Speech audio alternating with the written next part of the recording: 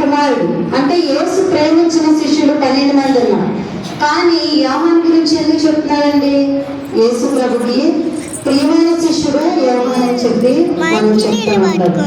ఆ యోహానుకి తన తల్లిని దేవుడు అప్పగిస్తూ చెప్తున్నాడు, అమ్మా ఇదిగో నీ కుమారుడు అని చెప్తున్నాడు. అదే విధంగా యోహానుతో కూడా చెప్తున్నాడు యేసు ప్రభు ఏమని? తరువాత శిష్యుని చూసి ఇదిగో నీ తల్లి అని చెప్పుచున్నాడు. ఇక్కడ 3వ మాటలో మనం తెలుసుకోవాల్సిన విషయాలు దేవుడు మనకి ఏమని బయలుపరుస్తున్నాడంటే, మొదటిగా మనం ఆదరణ కలిగి ఉండాలని దేవుడి మాట ద్వారా తెలియజేస్తున్నాడు. రెండో ఏంటంటే బాధ్యతగా ఉండాలని. సిలువలో ఆయన అంత బాధలోనే ఉండి ఏమని తన బాధ్యతను గుర్తు చేసుకుంటున్నాడు. ఏమని? నేను ఇప్పుడు సిలువలో మరణిస్తాను, నా తల్లికి ఎవరో ఒకరు తోడు ఉండాలి కాబట్టి శిష్యుడైన యోహాన్ని తనకి ఆదరణ ఇవ్వడానికి యేసు ప్రభు గారు ఎంచుకున్నాడు. రెండవది ఏంటంటే బాధ్యత కలిగాడు. అంటే తన తల్లిని లోకంలో విడిచిపెట్టడానికి ఆ యోహాను శిష్యుడు ఆయన బాధ్యతని అప్పగించాడు.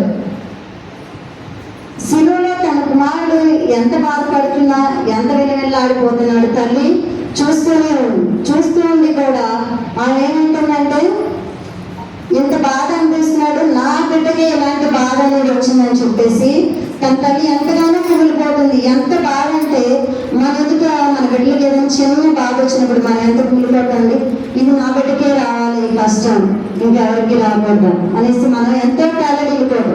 అటువంటిది అన్ని త్వరగా దెబ్బలు తిని కాళ్ళకి చేతులకి మేకులు పెట్టుకొని కూడా యేసు ప్రభుని చూసి దగ్గరగా ఉండి చూసింది తల్లి. చూసి ఇంకెంత వెళ్ళాడిపోయిందండి. అంత బాధని అనుభవిస్తూ కూడా యేసు ప్రభు తన తల్లిని ఆదరించి మాటలు చెప్పాడు. నిర్గమకాండం 20వ అధ్యాయం 12వ వచనం చూసుకున్నాం. నిర్గమకాండం 20వ అధ్యాయం 12వ వచనం. నీ దేవుడైన యెహోవా నీకు అనుగ్రహించు దేశంలో నీవు దీర్ఘాయుష్మంతుడగునట్లు నీ తండ్రిని నీ తల్లిని సన్మానించు. దేవుడు ఏం చెప్తున్నాడంటే నిర్గమకాండంలో, నీవు దీర్ఘాయుష్మంతుడు వదినట్లు నీ తల్లిని తండ్రిని సన్మానించును అనేసి చెప్తున్నాడు. మనం దీర్ఘాయుష్మంతులు అవ్వాలంటే ఏం చేయాలి? తల్లిని తండ్రిని సన్మానించాలని వాక్యం ద్వారా దేవుడు మనకు చెప్తున్నాడు. అంటే తల్లిదండ్రుల మాట వినకుండా తల్లిదండ్రులు దూషించి అనేకమైన మాటలను గాయపరుస్తూ దేవుడు మనల్ని దీర్ఘాయుష్మంతులుగా చేస్తాడంటారా? ఎంత మాత్రం చేయదు. దీర్ఘాయుష్మంతుడు అవ్వాలంటే దేవుడే వాక్యం ద్వారా చెప్తున్నాడు ఏమని? తల్లిదండ్రులు సన్మానించమంటే ఏదో వాళ్ళని కూర్చోబెట్టేసి వాళ్ళకి ఏదో మేడలు ముగ్గురు కట్టేసి వాళ్ళ కాలు కింద పెట్టకుండా చూసుకోవడం అది కాదు. వాళ్ళని గౌరవించాలి. ఎదుటి వారి ఎదుట వీళ్ళు మా తల్లిదండ్రులని గొప్పగా చెప్పుకోవాలి. ఎందుకంటే వారు ఎన్నో శ్రమలైన పని, బాధలైన పని, తల్లిదండ్రులు అనేవారు బిడ్డలు సంతోషంగా ఉండాలి, క్షేమంగా ఉండాలి అని చెప్పేసి వారు కోరుకుంటారు. అలాంటప్పుడు మనం కూడా తల్లిదండ్రుల్ని గౌరవించాలి, సన్మానించాలి, వాళ్ళని ప్రేమించాలి. ఎఫెసీ 6వ అధ్యాయం 1వ వచనంలో చదువుకున్నాం. ఎఫెసీ 6వ అధ్యాయం 1వ వచనం.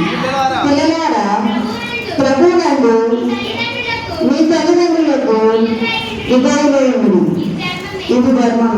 ఇంకో వాక్యం ఏం చెప్తున్నారంటే, పిల్లలారా ప్రభువునందు మీ తల్లిదండ్రులకు విధేయులయుండుడి, ఇది ధర్మమే. తల్లిదండ్రులు చెప్పిన మార్గంలో మనం నడుచుకోవాలి.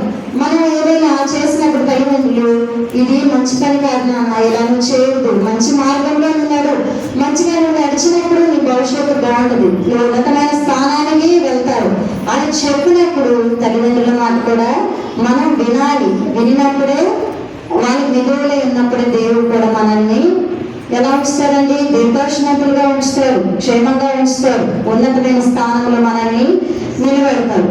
ఇంకోటి ఏంటంటే సామెతలు 23వ అధ్యాయం 22వ వచనం. సామెతలు 23వ అధ్యాయం 22వ వచనం.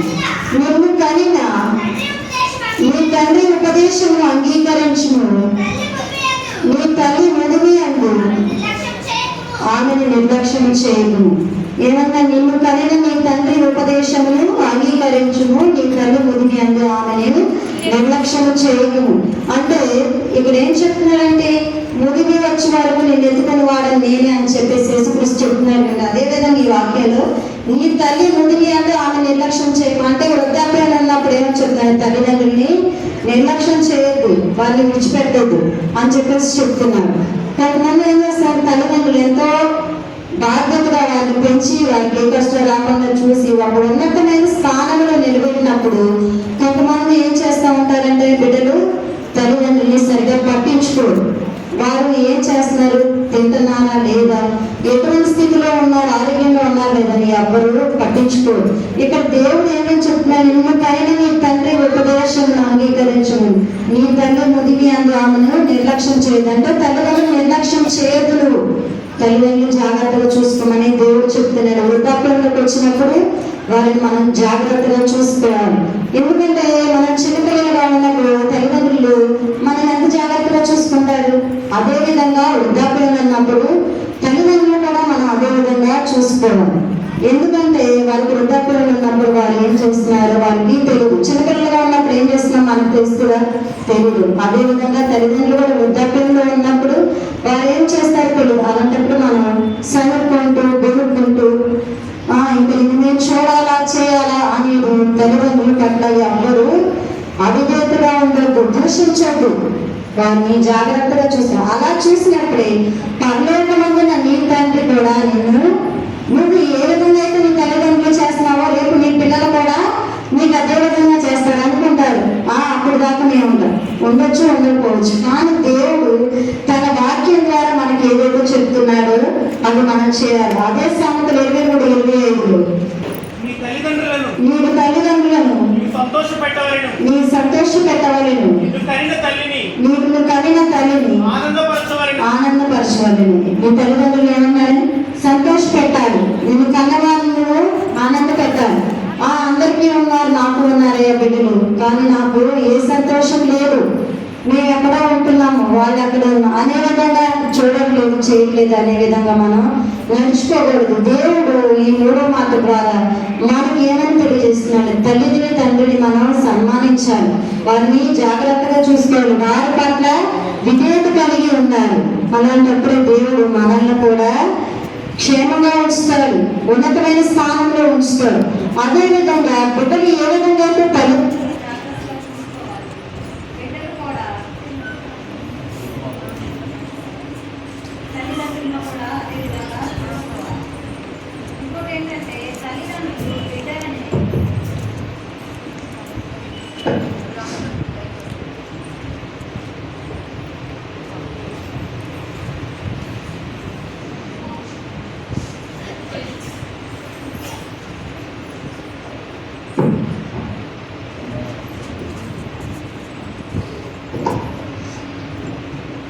అలాంటి తల్లిదండ్రులు నా బిడ్డలు నన్ను చూడట్లేదు కదా, లేకపోతే నన్ను వదిలేశారు కదా అని తల్లిదండ్రులు బిడ్డల్ని శపించుకోడు. సామెతలు 19:18 బుద్ధి వచ్చినని నీ కుమారుని శిక్షింపను, అయితే వాడు చావవలనని కోరవద్దు.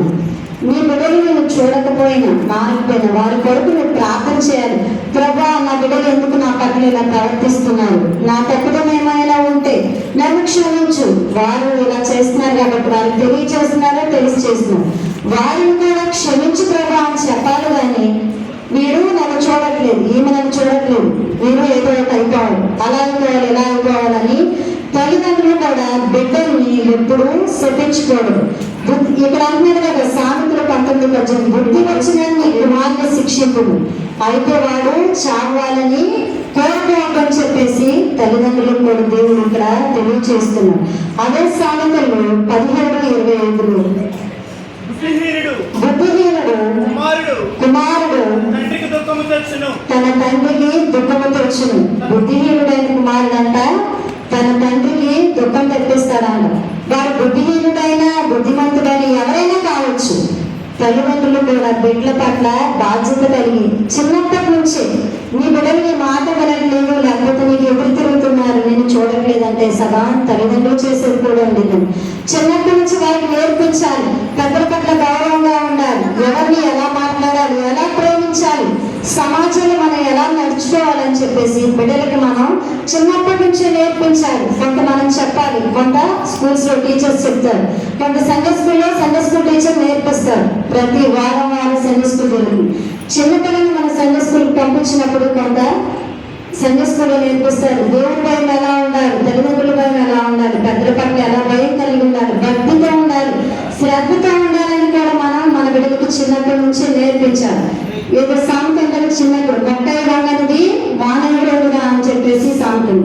అలాగే చిన్నప్పుడు మనం బిడ్డలకి మంచి నడవడికి నేర్పించాలి.